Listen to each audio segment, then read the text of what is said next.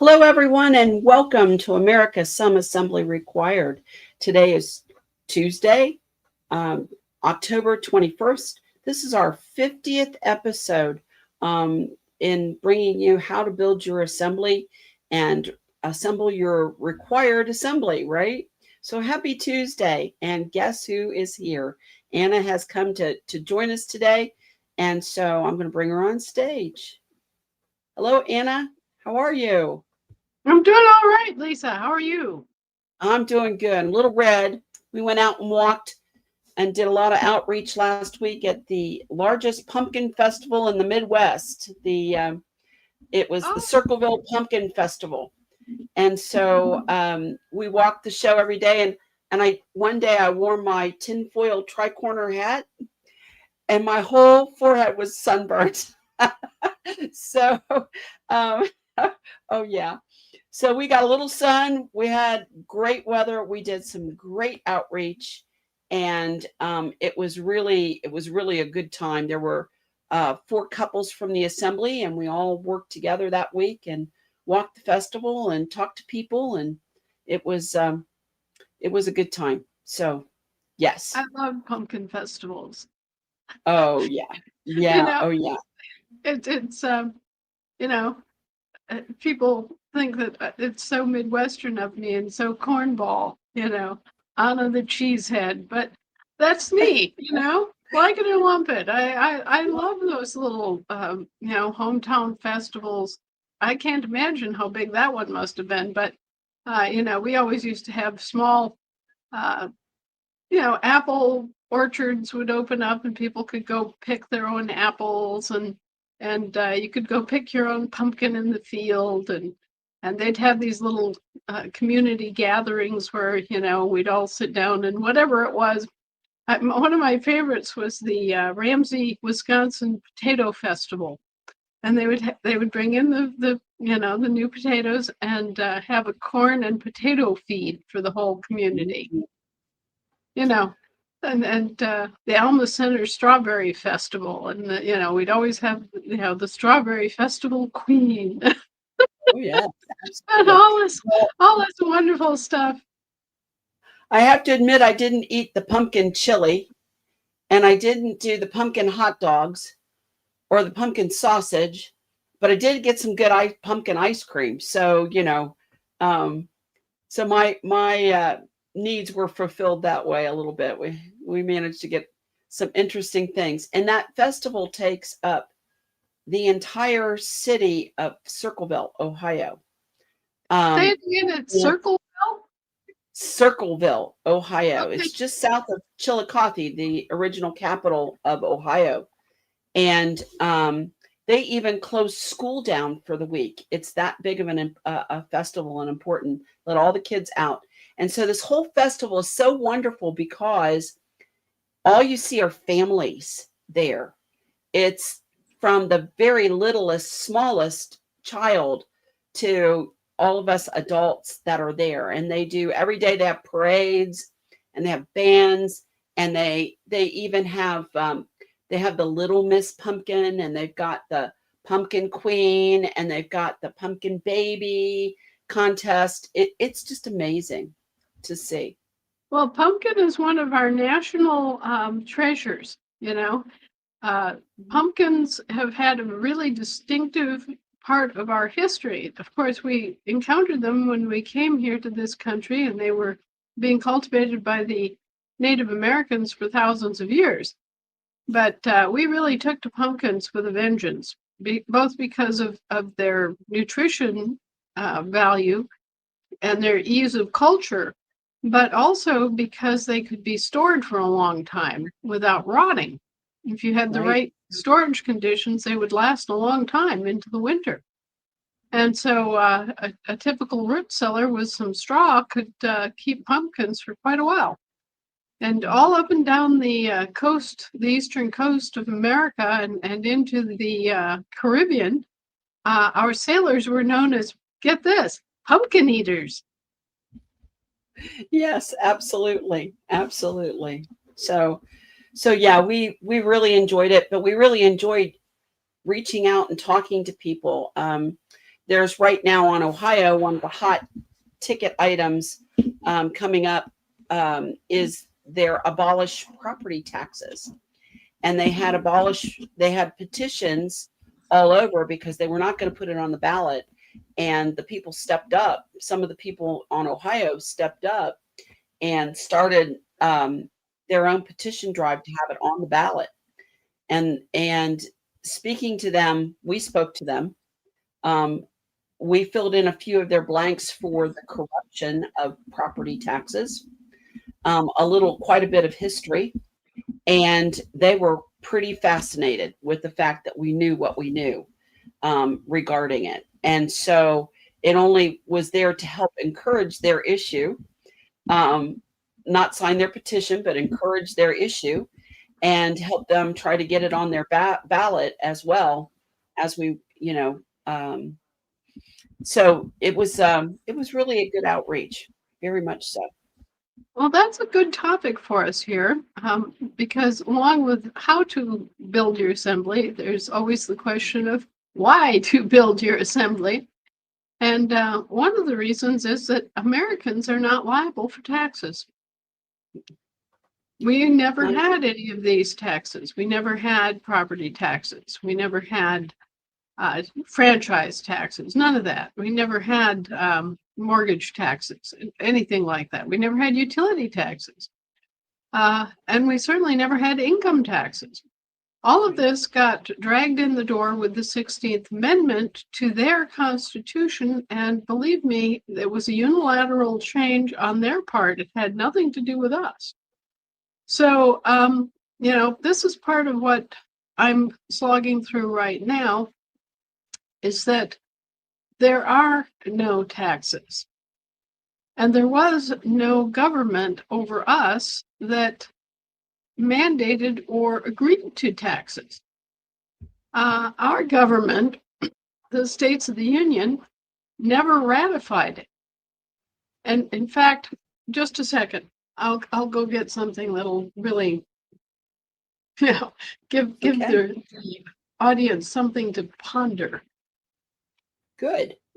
Great. So one of the things, Ohio has a Facebook page. If you've never been there, I post a lot of things, a lot of information there as well.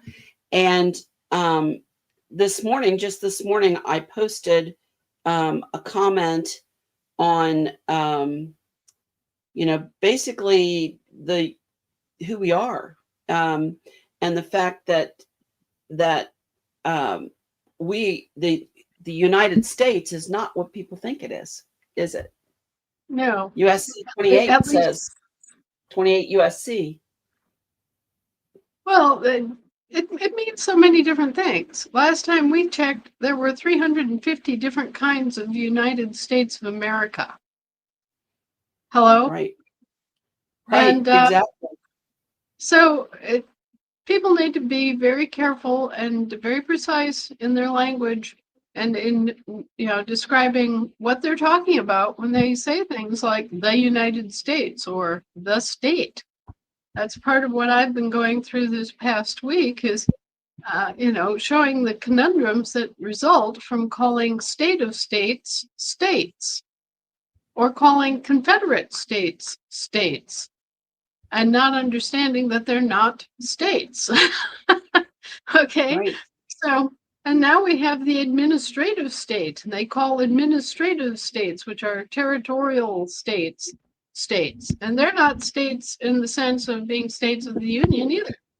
So we need to be more careful about what we're talking about and make it more clear to ourselves and to others so that we don't fall victim to these substitution schemes and, semantic deceits that have caused so many problems. But exactly. Okay, go ahead.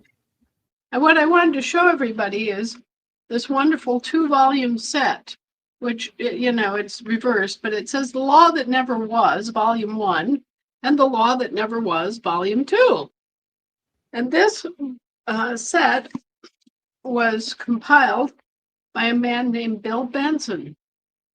Now, Bill Benson was an auditor, a financial fiscal guy, who had a lot of experience in investigations in Illinois. And he became convinced from what he was seeing that the states of the Union never passed the 16th Amendment.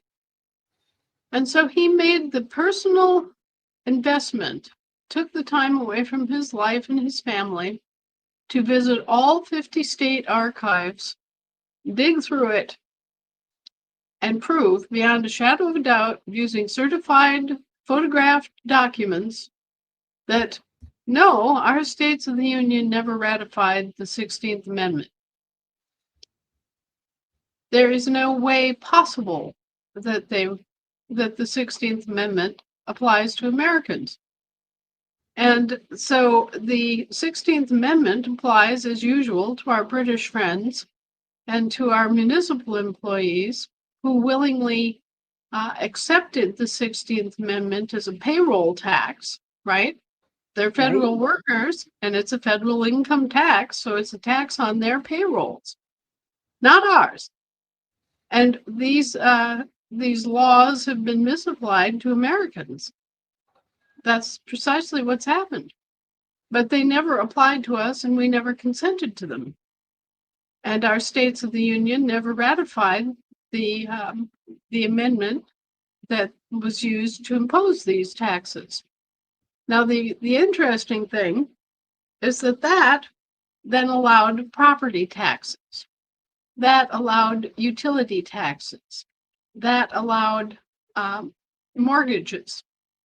All that stuff was allowed under the same banner of the 16th Amendment, because once they got the ability to tax people who were residing, okay, not people who were living here, but people who were residing here, they could tax them even though they were living in the states.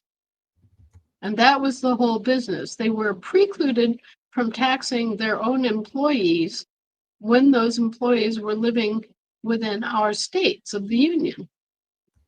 And there was a whole series of different court cases back at the beginning of the 1900s called the Insular Tariff cases that they set up in their own Supreme Court to allow them to tax individuals who are living in our states. And so that's how they got the misapplication brush going. And they started taxing all the Americans as if we were Brits, as if we were British subjects. Everything. I mean, if you really tore down, I've seen lists before of what all the different taxes were, and it's like 50 different taxes on everything. I mean, it's amazing how slippery that slope was. Yeah, well, and the Brits are even worse, if it's any comfort. I just want to remind everybody that the British people have it even worse than we do. And so what we need to do is toss out the 16th Amendment on its ear, tell them that if they want to tax themselves, that's their problem, and basically do away with this practice of misapplying federal taxes to Americans, because those are federal employee taxes, as in literal federal employees.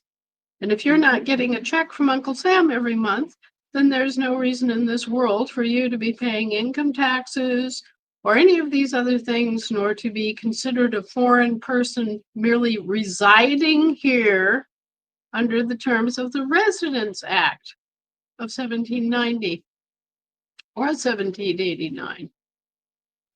You see, the Residence Acts are acts that allowed British Tories to remain in this country after the War of Independence, and also to allow municipal citizens of the United States to stay here.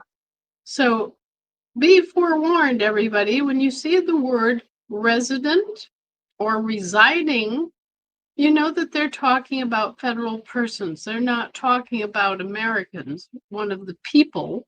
They're talking about a federal person who has permission under the Residence Act to reside here, that is, to live here on a temporary basis. That's the word, temporary, right? Right. And so you make your own determination here.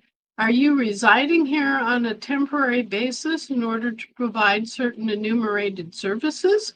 Or are you here living because you're living in your own home, in your own state, in your own country? Okay, so don't let anybody call you a resident.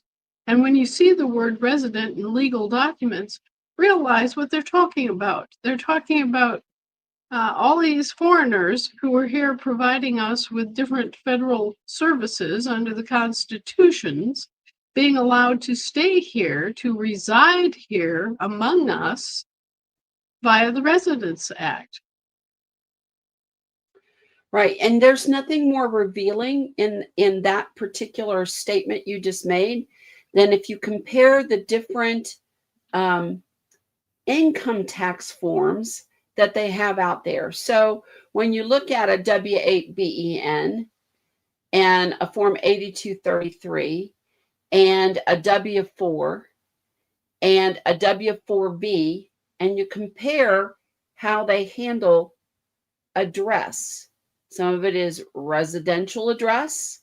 Some of it is home address.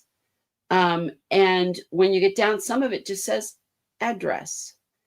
And it depends on the form that's there. And it's very revealing how they handle that in terms of the taxes. Okay.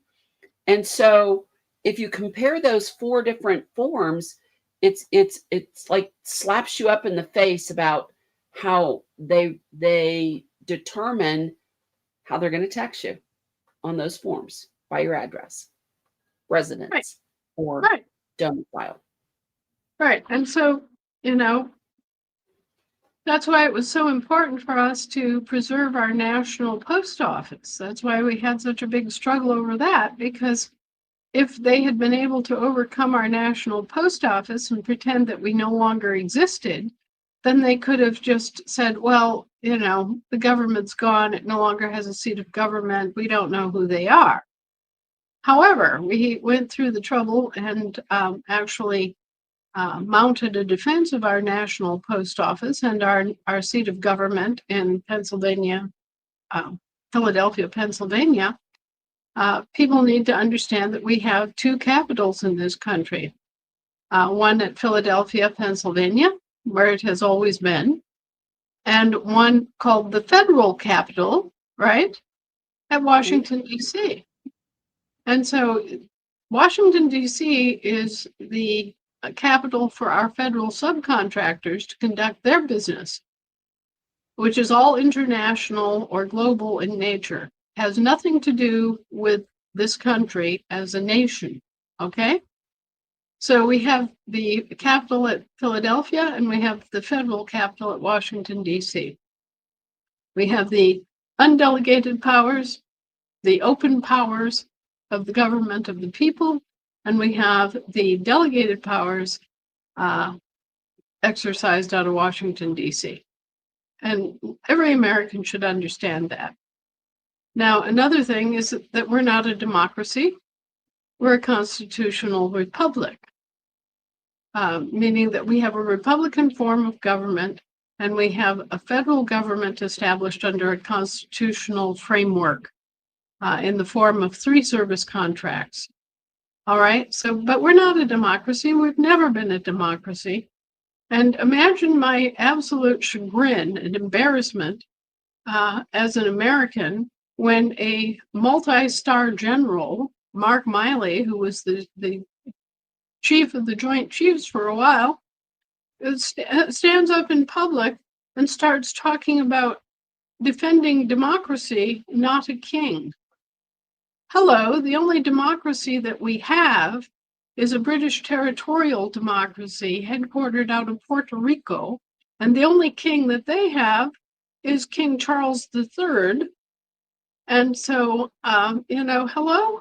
What really does this man think he's been doing for his entire career? What kind of misunderstanding can he possibly have?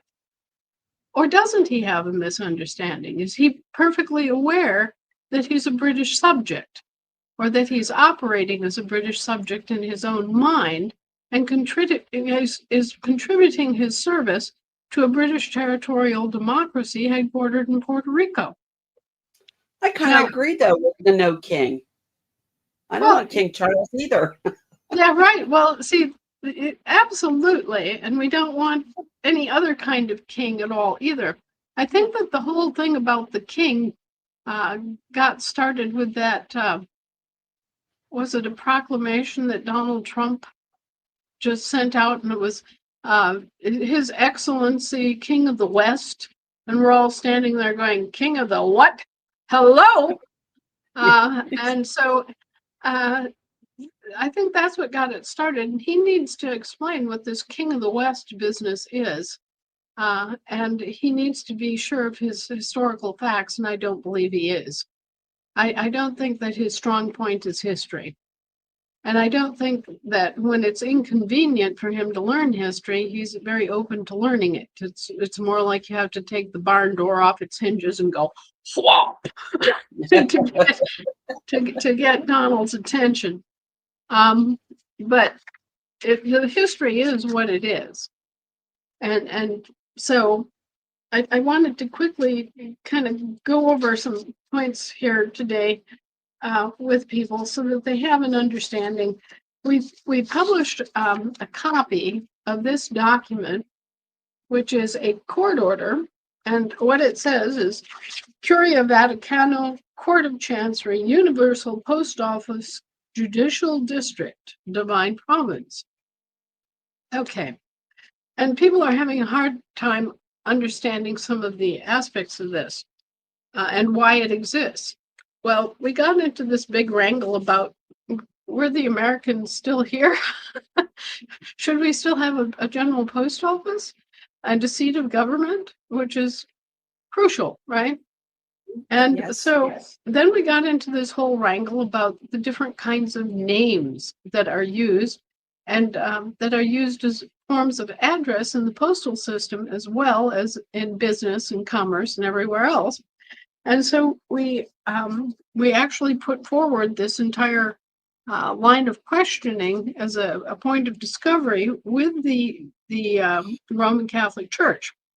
Now, the reason that it's in the Court of Chancery is that the Chancery Court is the court that deals with anything to do with property. If it's a property issue, it's in Chancery Court, okay, in their system.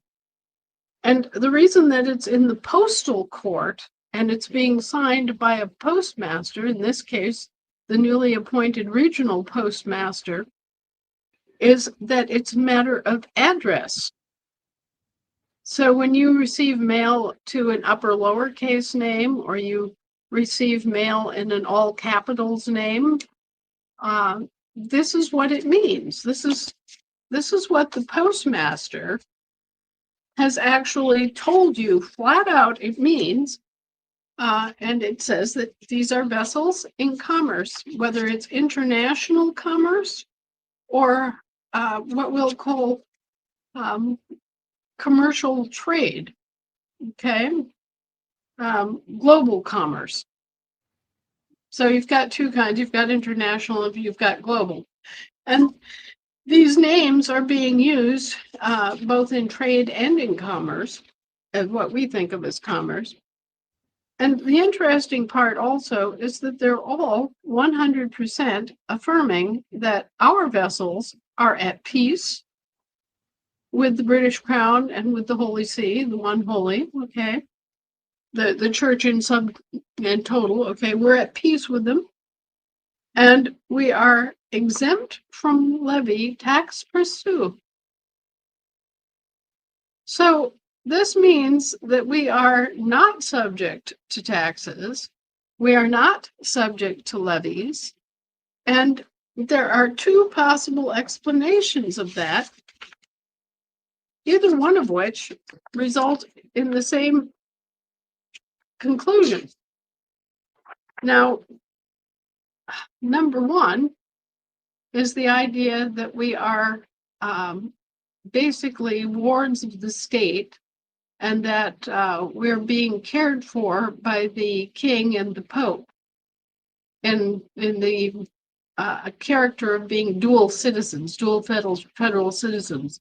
Well, if we were in fact dual federal citizens, then in fact the king would be our trustee of our territorial person, and the pope would be the trustee of our municipal person. And in either case, we would be exempt from levy, tax pursuit, because why? Because as a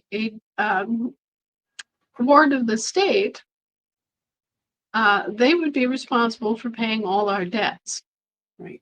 and taxes and everything else. There would be no doubt that if we were truly wards of their states, they would have to be paying all of our taxes for us. All right, so there's one reason why we could be exempt from levy and tax pursuit. But also, there's the fact that our states of the Union never engaged in the Civil War. And because we never engaged in the Civil War, we remain a free, sovereign, and independent state that owes no taxes to anybody, and are owed all of the treaties that result in us being exempt from levy and tax pursuit, and are trading with the Roman Empire and with the British. So I inquired about this and was told that, yes, indeed, the federal workers, both the territorial workers and the municipal workers, are exempt from levy and taxes because they're wards of the state, their respective states. The British subjects are not being taxed as Americans, right? They're only taxed as Brits.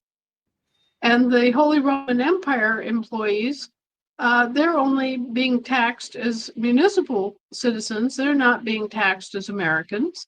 And the Americans aren't taxable at all.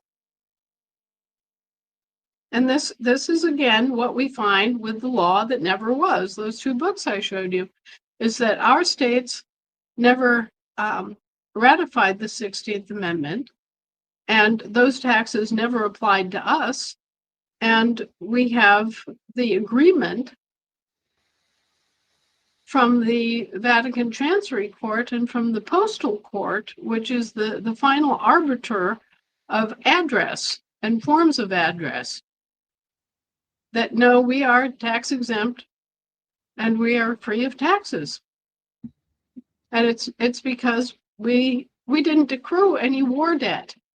We didn't have any war reparations to pay on either side after the Civil War, because it was merely a civil war between our employees. It was not something, it was a private war. All of the people who signed up in a private capacity as mercenaries, not as members of a standing military or military organization. And this is what has been such a problem for people to grasp. You had a private corporation, a British territorial private corporation, doing business as the United States of America Incorporated. And you had all of these Confederate states, these states of states that are the business apparatus that conducts business for each one of the states, at war with each other.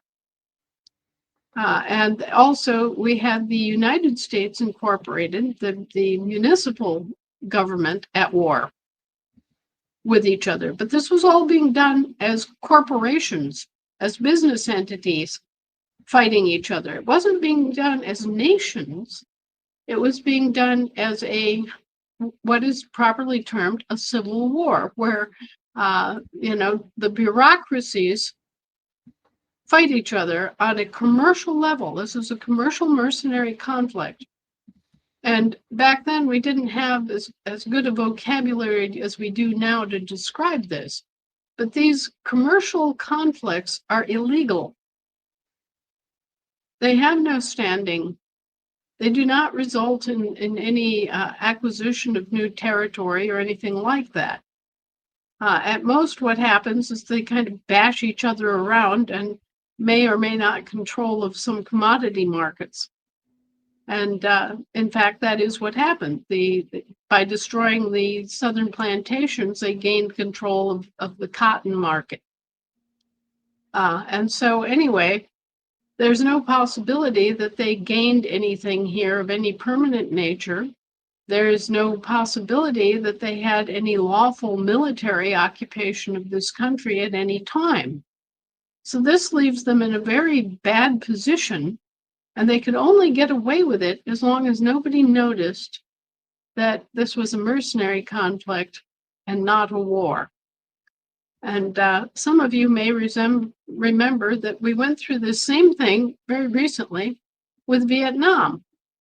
There were those of us who reasonably enough called it the war in Vietnam or the Vietnam War, because it had, I mean, what do you call something where you have people from one country going into another country and bashing each other around and destroying the foliage and the farm fields and killing the people and using napalm to deforest entire large areas of the country and dropping bombs by the 100 millions and setting up minefields. And this is a war, right?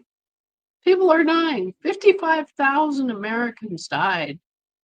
Okay, we count that in our little beady brains as war, right? Well, it turns out that Vietnam was a mercenary conflict. Well, when it started out, Anna, they called it the Vietnam conflict. Right. And eventually it morphed into the term Vietnam War, I remember. Right. But anyway, it was a conflict, a mercenary conflict over rubber. And it wasn't even our rubber.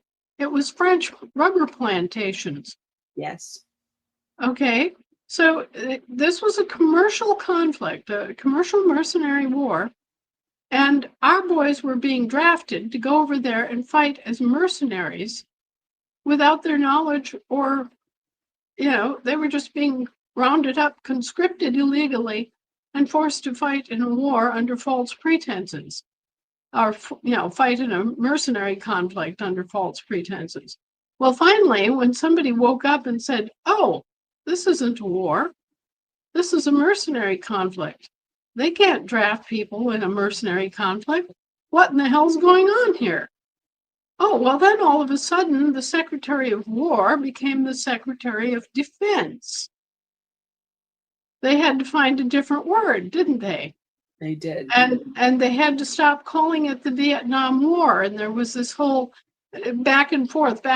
Is it a conflict or a war? And the guys were coming back from it and saying, what the hell? That's a war. I was there. that was bloody hell, And so we had this whole discussion very recently. And it turns out that the same discussion applies to the American Civil War. It wasn't a war, it was a mercenary conflict. A mercenary conflict does not result in any conquest. Mercenary conflict is basically illegal. And we can be sure that the American quote unquote Civil War was exactly this kind of a conflict instead, because number one, no Congress ever declared any war related to the quote unquote American Civil War. Number two, there was no official peace process or treaty coming out of it. All that happened is that General Lee surrendered the Army of Northern Virginia, and boom, there you were. The fighting stopped. The hostilities came to a grinding halt, first on land and then on sea. And the actual last shot, and there's a great book about this called The Last Shot, was fired by the CSS Shenandoah in the Bering Sea, not too far from where I live, in the summer of 1866. So by the end of 1866, the summer of 1866, it was all done. It was ended. But for self-interested reasons, the Brits wanted it to continue. And so while President Johnson, Andrew Johnson, who was Lincoln's vice president who succeeded Lincoln, he went around and he made 3 big public declarations declaring peace on the land, peace on the land, peace on the land. 3 times, 3 big public proclamations. Well, you know what that does? That creates a contract with permanent estoppel that the British Territorial Corporation was at peace with us and with everybody on the land jurisdiction, you see. That did not mean that there was peace on the sea. And as it turns out, President Johnson, in his capacity, did not have the ability to declare peace on the sea. That would have remained for the British monarch to do, and the British monarch didn't do that. So the British Territorial United States of America, Incorporated, remained at war on the sea, on the high seas and navigable inland waterways. And they used that to wiggle their way around and through and in to usurp against our government. And that's what we've been dealing with ever since. But anyway, all this is part and parcel of why they are so desperate to try to misrepresent Americans as British subjects and kidnapping us in babyhood with unconscionable contracts and undisclosed contracts to try to unlawfully convert us into British subjects.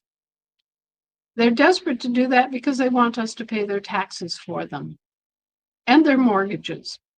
And they want us to pay for all of their spending. Right. And they want to use our houses and our land and our assets, our physical assets, as collateral backing their spending. And that's what they've been doing.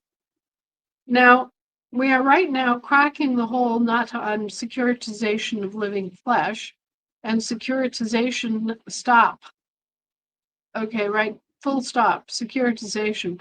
Securitization is British property law, has nothing to do with us, again, all right?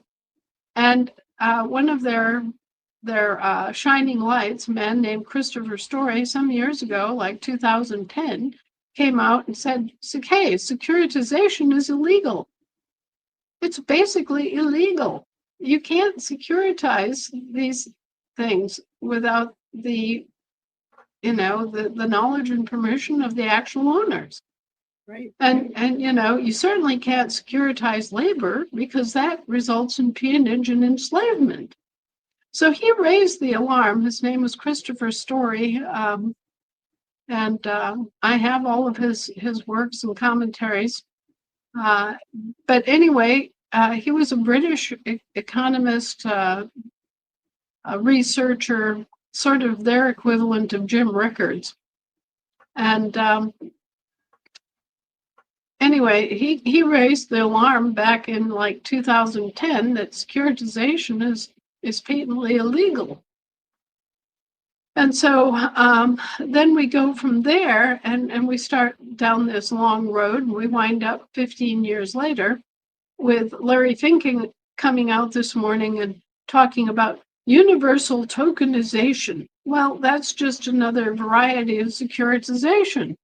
Instead of trying to securitize and monetize, you've heard that word, monetize assets as credit in fiat currencies, now they're going to have tokens, which are even less meaningful. They're okay, well, we changed from paper chits to now we have cardboard chits. They're still chits. Okay, so tokenization isn't going to fly any better than securitization. All they've done is change the nature of the paper that they're working with. And we're still saying, no, it's illegal, it's unlawful, and we're not putting up with it. But Larry Fink has to get the message, and so do all of the commercial interests that stand to be wrecked by the denouement that, they don't really own all of this stuff. And no, we don't have any of these public trusts don't exist. And they never did. As far as Americans are concerned, they never did exist. They were ginned up out of pure air, and I call it their King's Court bench, King's Bench courts that we call district courts. We're just playing a game of pin the tail on the presumed to exist citizen. That's right.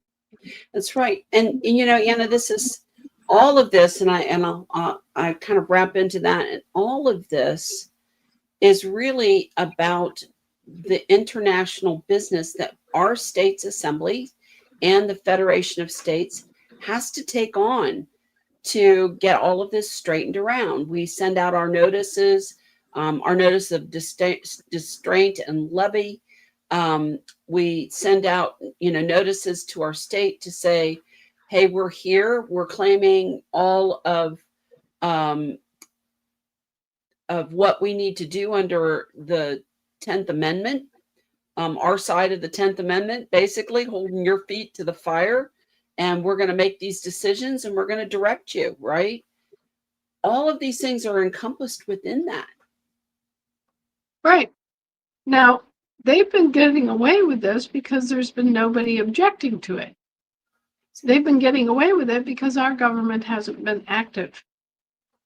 They've been getting away with it because we didn't have our state assemblies in session and our people identified. And so now we have overcome all of that. We now have our wonderful state credential cards that identify us as Americans, card-carrying Americans, not federal employees, but as card-carrying Americans. We're working on our passport process because we will have our own passports, but in the meantime, our credential cards serve as passports. And we are getting to the point now where we can reliably and effectively operate in international circles of diplomacy and commerce. And so our government is reformed. We're here. We're restored. We're still getting our legs under us in some respects, but we have 50 general assemblies in 50 states, and every person in those assemblies, every one of us, every one of the people, has been identified by a provenance or by the appropriate naturalization process that we are American state nationals and we're not British subjects. Now, just that key point is enough to knock out both forms of federal citizenship. Because remember, in the scheme that they had laid out, first they converted you into a British subject, and then that British subject was killed off, missing, lost at sea, and their person was cashiered as a legally dead estate, okay? And so then that was used by the municipal government to create the Municipal Citizen of the United States, which again is an estate trust, a cesta cave trust. Now, if there's no British person, there's no municipal trust. There's no municipal citizen. There's no dual federal citizenship, period, at all. Okay? If there's no British subject to work upon, then the Holy Roman Empire is left with doodad in its hair. So by getting rid of the British subject person, we get rid of the whole schnail. Okay, it's gone. And we've got instead the American restored by default. Because if there's no British person, then there's only the American person left. And that American person is standing there saying, hey, honey, I'm home. And so, get rid of the British person and both ends of the scheme fall apart. Both the presumption that you waived your American estate and are a subject of the Queen as a ward of the state, and both that goes away. And the other further presumption that there's a potential municipal citizen of the United States. The whole thing collapses once you get rid of the British subject. And we get rid of the British subject by using the Expatriation Act of 1868 and the remedy that it had to provide for that presumption. And we get rid of it by our declaration and public and recording it and publishing it. And we get rid of that presumption by continuing to hold their little feet to the fire, which is what we're doing right now. And I tell you, folks, that you are playing a crucial role in the restoration of your government and your country simply by standing there with your little flat feet and joining your assembly.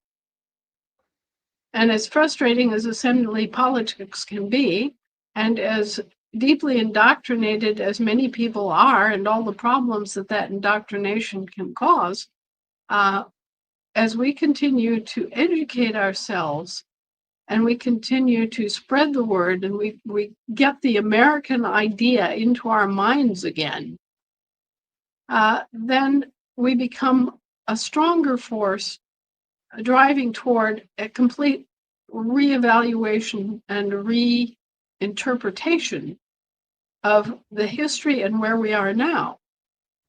From our standpoint, we've been defrauded and denigrated and misrepresented as British subjects and as municipal citizens of the United States, and we're neither one. We can prove with great accuracy what happened, and we can prove that securitization is illegal. We can prove that these territorial administrative states, is what they're called, were created illegally and without full disclosure. We can prove that they owe us our land and our silver and our gold and our other physical assets back free and clear and unharmed. So we can do all of that. So Anna, you had a really important point about joining your state assembly. Right. And it's more than just joining. It's actively participating. It's actively taking up our duty as state nationals to make sure that our voice is heard, our vote is acknowledged, that we are actually contributing, not just sitting back and listening to what's going on, but actually contributing to the life and the influence of our assemblies. Right. Finding your niche, finding your appointed position, your job, your skill set. Where can you be of help? I had this woman walk up to me. She says, I've been a housewife for 40 years. All I know how to do is to clean house and cook and take care of kids. I said, well, great. You can take care of us. There's the kitchen, there's the coffee pot, there's the sandwich makings. I mean, come on, we've all got skills that we can apply here. And well, let's talk about that for a minute, though. If she's a good housewife, she does organization. Mm-hmm. She has supervision skills. Oh yeah, absolutely. But I'm just saying, there's no reason to think that because you don't have any experience with government per se, that you can't participate and that you can't add your skills. I mean, it could have just as well have been an electrician saying, well, what do I have to do with this? Well, think of my husband, a fine artist who's made his living painting beautiful landscapes and seascapes and portraits all his life. What does he have to do with government, right? Look at me. I started my life as a mathematician. What do I have to do with any of this? Law, religion, government. All right? Every single one of us has got talents and has abilities that are unique to us, that are needed. They're needed to govern. They're needed to make the whole thing work. They're needed to support the other people. I have no skill as a diplomat. I admit it. I'm just too blunt. I don't pussyfoot around about anything. I tell the truth, and there you are. And you can agree, you can disagree, you can try to find basis for your opinion, all of this stuff. But I'm no diplomat. My husband, on the other hand, was very skillful at calming ruffled feathers and making everybody feel good about it.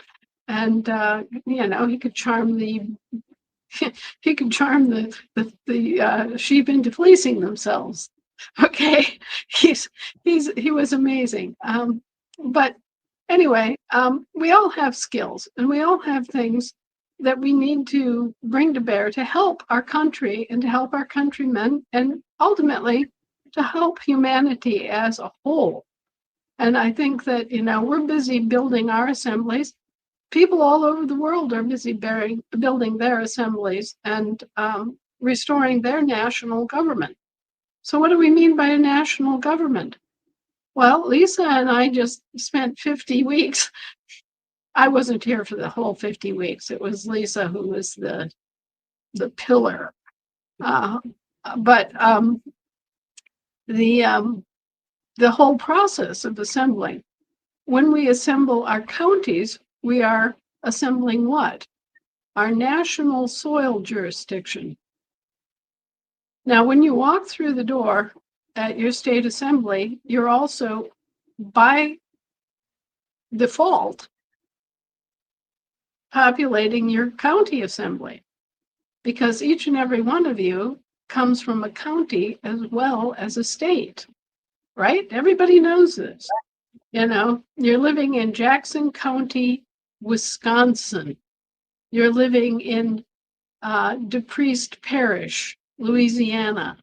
You are living in Melbourne County, Idaho. You've got this dual system going here where you have a county and a state. And when you live in a state, you automatically live in a county. When you live in a county, you automatically live in a state. We all know this. This is not anything new to us. This concept is pretty firmly established and ingrained. So here you are in a county and you're in a state, sort of like, well, you could think of it as nesting boxes if you want to. But anyway, the moment you walk into your state assembly, you're also assembling your county. You get your state stood up first, and there's a big confusion about why you do your state first. And that's because we're restoring a government that already exists. We're not building one from the ground up. Okay? We were trafficked out into the jurisdiction of the sea, which is an international jurisdiction. The only way that we can get back home is via international jurisdiction. So the international jurisdiction of the sea butts up against the international jurisdiction of the land. It does not butt up against our soil jurisdiction, which rises above both. Okay? So it's a matter of level. You have to come back from the international jurisdiction of the sea to the international jurisdiction of the land because they're both international. And then the international jurisdiction of the land has connection to the soil, which rests on top of it. Okay, so you've got your state, which is international in nature, and you have your county, which is national in nature. Two different jurisdictions. Now, in order for us to operate, pardon me, in order for us to operate as a country, we have to have our states put together. Unfortunately for us,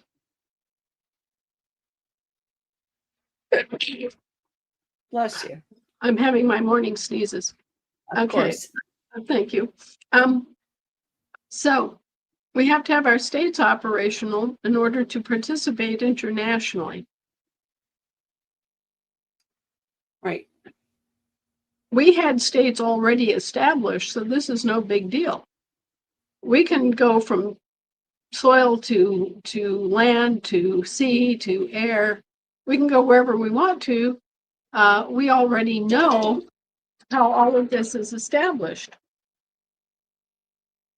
And so people are getting confused. They're thinking, oh, well, the founders started out and they formed their estates, and then they formed their counties, and then they formed their states. And we have to do that now. No, we've already done that. Okay. That part's already been done. Everything was constructed, everything existed, everything still exists. All we're doing is moving from jurisdiction to jurisdiction. And it so happens that we were kidnapped and hijacked and human trafficked out to sea. And so now we come back to the land. And from the land, we can go back to the soil. Right. So this idea that you have to construct your county first is wrong. It's just plain wrong. Okay. And I want you all to concentrate on getting your state stood up as your first priority. As you're getting your state set up, you'll be getting your county set up. You know, you'll start meeting other people in your county. You'll start talking. You'll start dealing with quote unquote national issues within the borders of your state. Okay, at the county level where you live, you'll start dealing with community issues that do not involve the state. Okay. But in the meantime, you will have the power of your state to conduct international business, to take important votes for your state on national and international levels. And these are things that are crucial to your functioning right now as the government. I'll give you an example of this. And this is really coming push to shove right now. We called the states into session. And people started popping up and saying, yeah, I'm an American. I was born here. I identify as an American. Yeah, I'll declare that. I'll put that on the record. I'll publish it. Yeah, okay, no problem. And so people started coming home. They started filling in the blanks. They started their state assemblies. They got stood up to the General Assembly level, which is where they absolutely positively need to be. And we began conducting business on that basis. So now we have all these general assemblies populating the original states that were already states of the Union at the time of the Civil War. And we poll the general assemblies of each one of those state assemblies, and we take a vote from them about enrolling all of the territorial states that were created after the Civil War under the Northwest Ordinance. And they voted, and we got a unanimous vote to enroll all of the Western territories as states of the Union because they all met the criteria, right? Right. So we went back, we enrolled them as states of the Union, and we made the action retroactive to the date in which they became eligible to join as states of the Union, because basically we weren't in session and there was nobody to welcome them and enroll them. It wasn't their fault. They got through all the hoops and were ready to proceed out of territorial status. And there was simply nobody at home to do the final enrollment as a state of the Union. So instead, what had happened in the intervening years is that their president, the President of the United States of America Incorporated, just declared them into a form of administrative statehood, okay? Territorial administrative statehood, which could be declared by the president, whereas our version requires the existing states to welcome new states by enrolling them. Yes. So finally, we enrolled all of these territories, these territorial administrative states, as states of the Union as of October 1st, 2020. Now, the actual news and the repercussions and the changes that action has stimulated have yet to come home on some members of the present administration. But when that was finished, finally, those states actually accrued all of the powers of a State of the Union, and they progressed beyond being a territorial administrative state. So we're now in that position where we're actually imposing the equal footing doctrine on the present administration, and insisting that the states that were in the West and that were created during or after the Civil War are accorded the full rights and benefits and prerogatives of being a state of the Union instead of being a territorial administrative state. Now, what does this do? It gives the land and the assets back to the people who live in these states. It bulwarks your birthright. Right. It protects your property rights. It makes you a true heir. So this is a huge change for everybody who lived in the Western states, or any state. It could have been West Virginia. Did you all know that West Virginia was formed during the Civil War? So we do have some Eastern states too that are affected by this.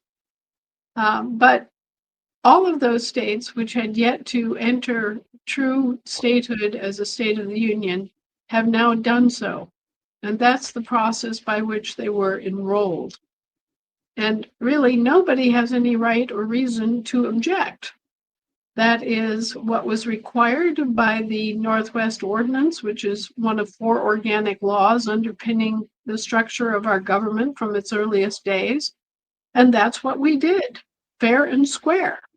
And everybody who voted on this was, an American state national. They were not acting as any form of citizen or federal dual citizen at all. They were acting as Americans. Right.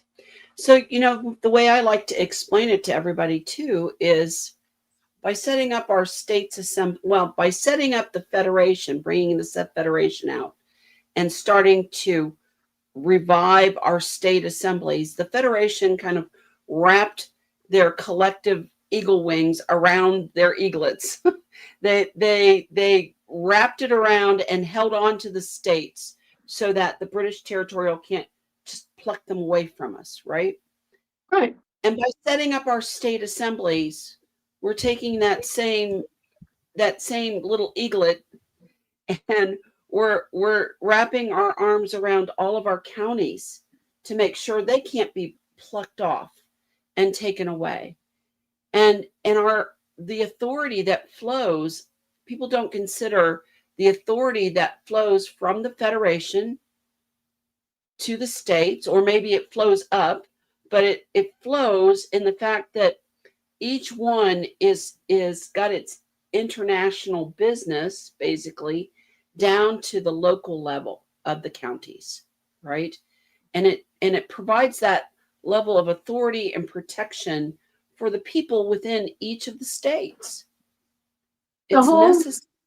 Yeah, the whole process and the whole work of the government is to protect the people and their assets. There is no other reason that we have government. Okay, that is the entire job. Protect the people and their assets.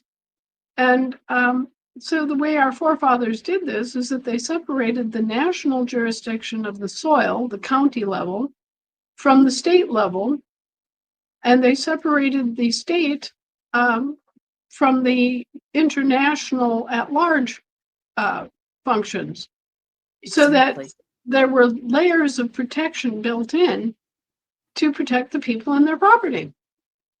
Pure and simple. So the only access point that the Union states have to international affairs is through their State of the Union. And the State of the Union has plenary powers in international jurisdiction to the extent they're granted, okay? But they have mutual powers that are collected at another level, and that's the federation level. Right. So you've got the counties creating the states, you got the states creating the federation and delegating certain mutual powers that they wanted to exercise together to do things that were beneficial for all of the different states. And for example, establishing a common currency, preventing the establishment of tariffs between states, regulating international commerce between states, which is part of making sure that tariffs are not exercised between states, for example. A common defense against aggression from outside, military aggression, a common defense against crime, like counterfeiting our currency, things of that nature. The states decided, well,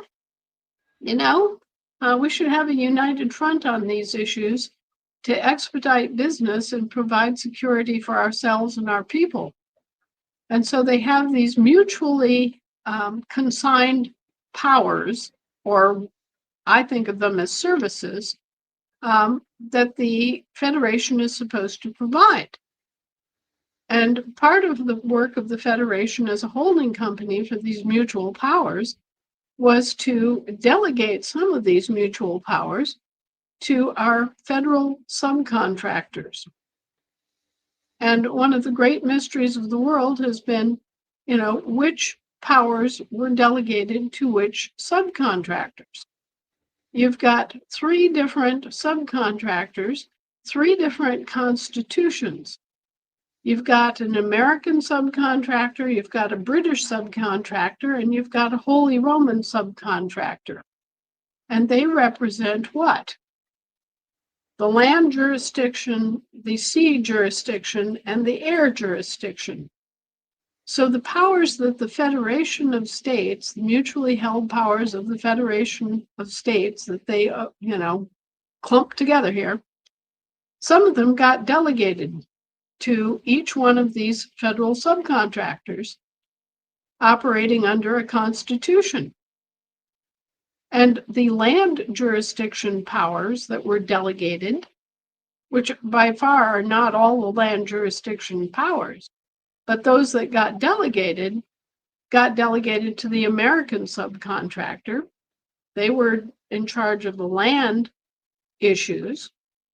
The sea issues, some of them got delegated to the British subcontractor. And the air jurisdiction issues got delegated, naturally, to the air jurisdiction subcontractor, the Holy Roman Empire. So we know when we look at the 18 enumerated powers, which you can also vision as 18 enumerated services, we can look at them and we can say, okay, that's a land jurisdiction issue. Look, that goes to the Americans. We know that for sure. When we look at sea jurisdiction powers, we look at, well, was it on the high seas and navigable inland waterways, or was it more general? Was this a sea power that actually belonged to the American federal subcontractor, or was it something that by treaty was set aside for the British subcontractor? And the way that we know when we're looking at powers that are delegated at sea, we know which of the subcontractors it went to, because anything that had to deal with high seas and navigable inland waterways was tangled up with Britain. Anything that had to do with other issues remained with American Admiralty, either with the Federation of States or with the federal subcontractor that was American. And then when we get over here, when we're looking at powers in the air, well, does it have something to do with the post office, trademarks, weights and measures? Does it have to do with copyrights? Does it have to do with patents? All these kind of intellectual property assets. Well, if it has to do with those subjects, we know that it was the responsibility of the Holy Roman subcontractor, because that's their jurisdiction. That's where they specialize. That's where they provide services. So if it's something where our Navy is being, or rather our commercial shipping is being protected by the British Navy, we know that it went to the Brit. Right. If it's something where it's an issue that has to do with land, physical assets, you know, something that is not about protection on the high seas, then we know it's American Admiralty, and it was something that our American subcontractor was supposed to provide. Great. So that's how we know how the powers were divvied up under these constitutions. There's air, land, and sea, right? Right. Or if you want to put it in the proper order, land, air, and water, which adds up to what? Law. Law. Exactly. Okay. So we know which among the delegated powers were supposed to be administered by which federal subcontractor, according to their jurisdiction and the treaties underlying all of this. And I keep bringing this back to people's attention, is that the constitutions created the implementation for the peace treaties that settled the War of Independence. That's it. So you can also backtrack and find out which enumerated powers belong to which federal subcontractor based on the treaties that were enacted. Yes. Yes, exactly. So, you know, again, the issue, and I know there's a lot of noise out, you know, among the assemblies about setting up counties, but we need to focus on and really embed our state assemblies first, because they're gonna assist us in that international space, and once we get those states set up, then we have the ability to kind of model down to our counties a little bit better how to conduct their assemblies on their counties as well. And what issues are in their jurisdiction? They have to come to they have to understand what belongs to the state and what belongs to the county. Exactly. They also, you know, we have a few trial counties out there that are organizing. They're going through the process, but it's mainly because they have large populations. They're largely urban areas like Los Angeles, where you've got a gazillion people in a small area. And so they have the people, they have the largesse to be able to start organizing their county as well as their state. Okay. Most places do not have that largesse. And what we need to do is get the states organized and functional. And as we get more and more people coming through that state assembly portal, then we also get more people in the different counties. Now you can see how this happens. What is it? I think Texas has 238 counties. Yes. I mean, it's crazy. If you were to try to populate all of those counties first and wait until you got your state set up, you'd be waiting until next millennium. Right. What you have to do is get your state set up, use it as a portal and drawing hub.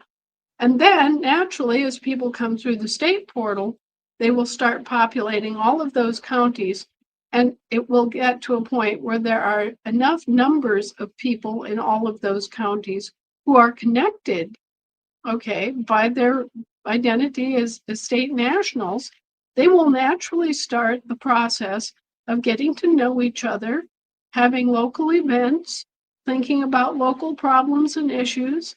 They'll start thinking in terms of, okay, well, we're the local assembly, we're the county assembly for this county, and they'll start the whole process of developing county assemblies naturally. But first and foremost, finish your state assembly. Right. Don't bypass that.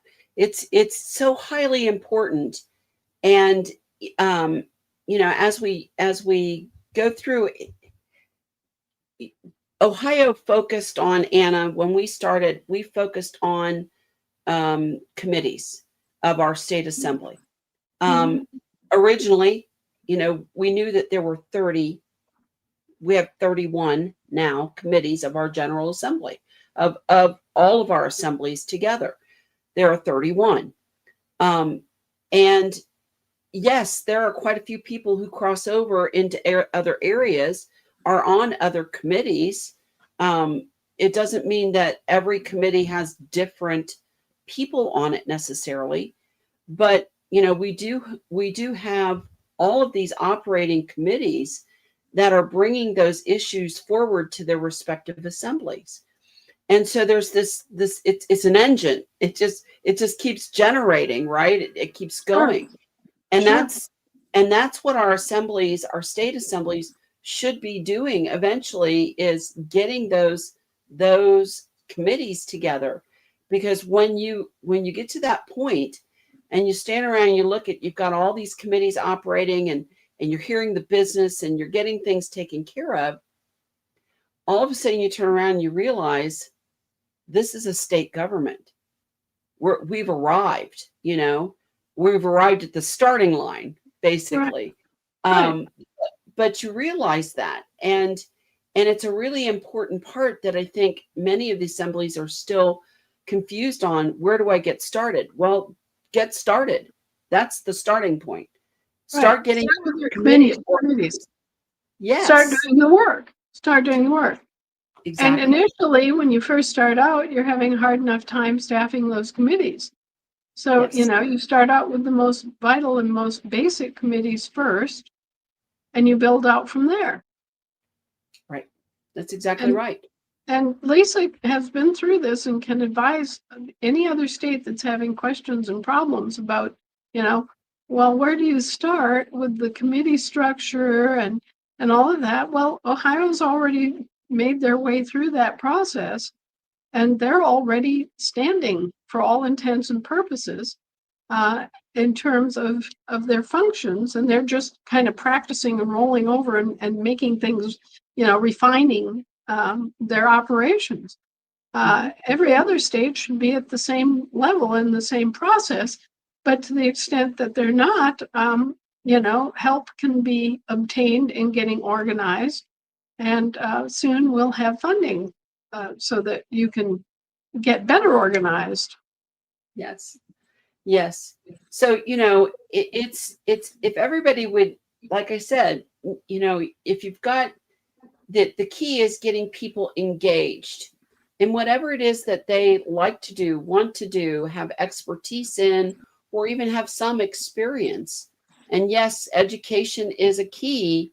And often when I speak to assemblies, I emphasize, for example, right now on Ohio, we have 4 education sessions every week on just everything related to the court, whether that's law education, just general education, court and jury training, or just how to think about the law and think about the processes. And then grand jury training. We're pouring tons of education. And then we have a couple of other opportunities for just general assembly education. And every week. And that's what it takes. That's truly what it takes.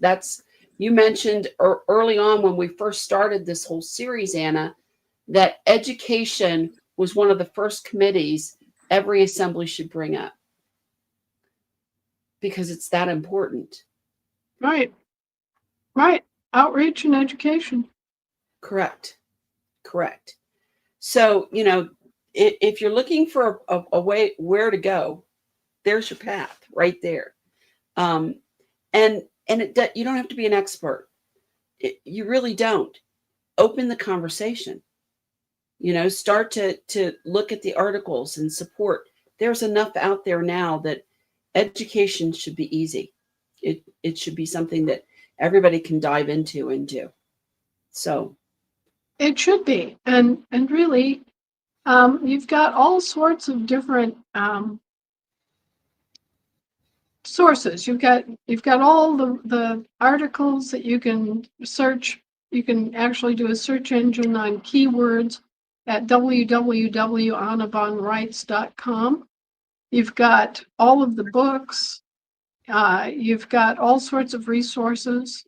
We've developed basically a library of reliable resources for topics like how to practice and procedure of American law. We now have a wonderful multi-volume set from the early 1900s that goes over the traditional American common law. So we don't have to sit around and scratch our heads and wonder what our heritage was, because our heritage has been preserved in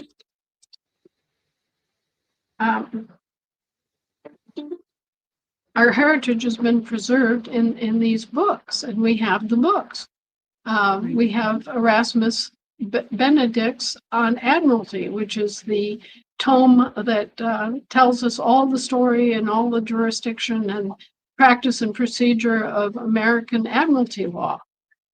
So we're not building from scratch, folks. We have a history. We have law. We have public law. We have many, many resources that go back to the Revolution and beyond, that establish what we're doing and give credibility and authority to what we're doing. So everybody needs to learn.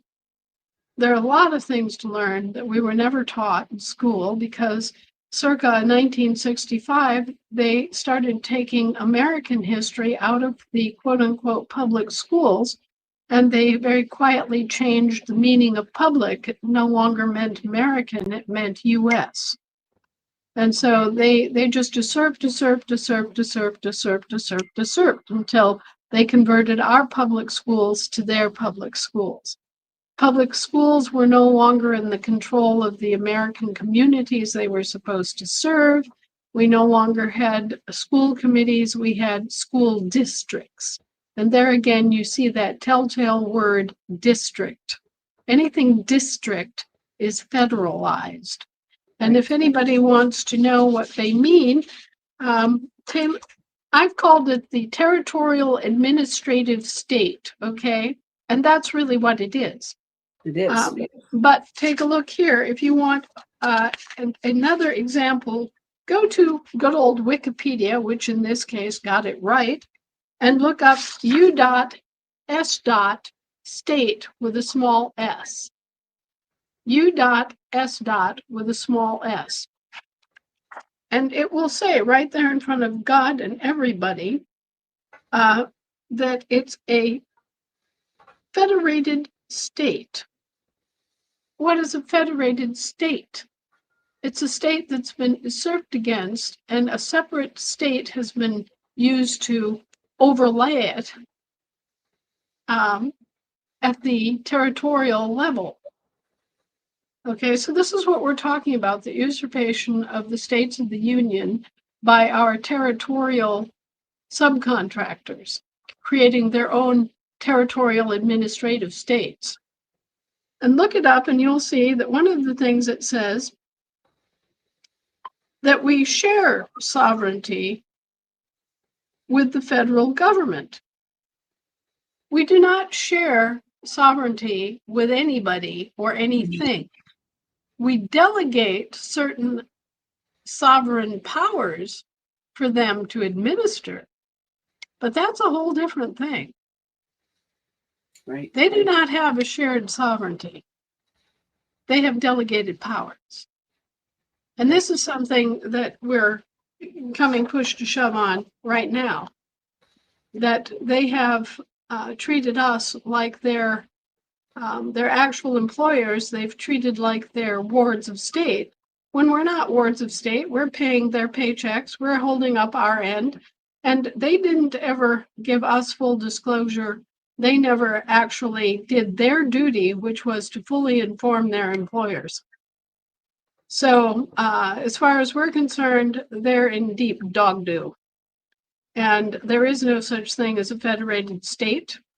There is no shared sovereignty. There is only one sovereignty, and it's vested in the people of this country and in their state of the union. And the rest of it, they can just take and shove. Right. Exactly. And we need to pick up our responsibility. Right. We need to pick our duty and, do our part as far as our assemblies go, getting our needs, wishes, desires, directives, notices, all of those things out to our federated government, right? So, well, Anna, it is almost 4:00. I saw 2 questions. Would you be willing to take those 2 questions? Okay, quickly. Okay. All right. So here's one from Tess on North Carolina. Is a constitution necessary for a land and soil jurisdiction general assembly? No, you can mow your own lawn. You don't have to hire someone to do it. Pretty simple. I knew you'd have a very simple answer for that. And then here's another that says, is a state constitution necessary for a land and soil jurisdiction general assembly when we are fully seated and standing? Was added. It really doesn't matter.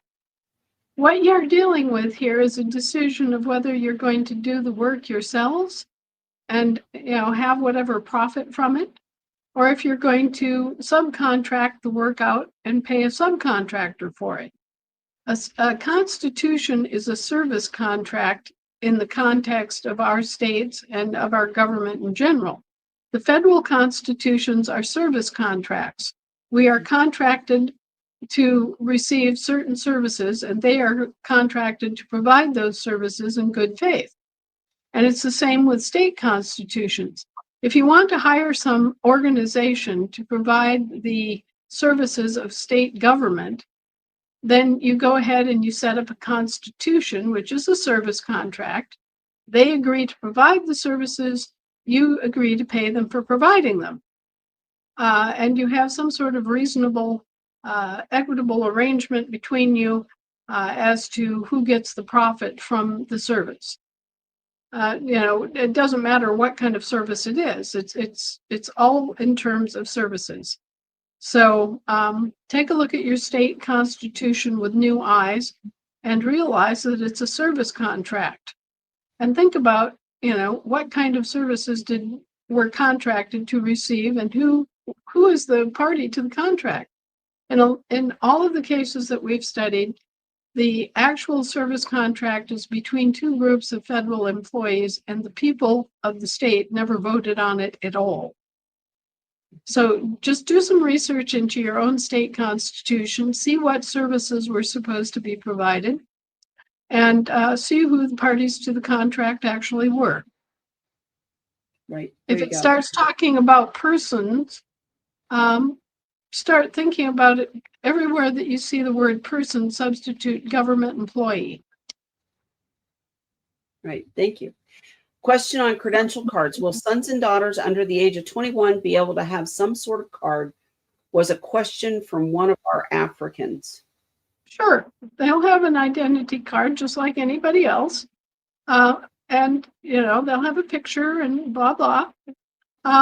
But they won't be able to vote until they're 21. They can participate. They can come along to parties and barbecues and general meetings and sit quietly and listen and see what their parents are going through and talking about. They're not barred from participation at all. This is part of a community, but they can't vote in our government until they're 21 years of age. And there's a reason for that. There's a crucial spurt of experience that takes place in the late teen, early 20s. And we want them to be fully cognizant of the responsibility they're undertaking when they begin voting. and when they start participating in full in the militia. Up until that point, they can do things that support the militia, and they can learn things like first aid, and they can, they can start participating in issues, but they can't hold a rifle and fire a gun in our militia until they're 21. So there are certain things they're restricted from doing, but no, otherwise they're treated as full members of the assembly in terms of participation and being welcomed at events and being able to do most of the kind of communal and service things. They grow up into it, and that's what was always intended. All right, great. Well, Anna, that ends our the questions for today. And so, we will see everybody next week, and you and I will have to talk about where we're going to go in terms of next week. If you have questions, make sure you bring them about setting up your assembly and not dirty laundry, just setting up your assembly. And we'll try to get those answered next week as well. So thank you very much. And hopefully, Anna, we can have a couple minutes to talk afterwards. So, okie dokie. All right. See you, everyone. Have a great week. Go forward. Get your assembly set up. Thank you. Bye-bye.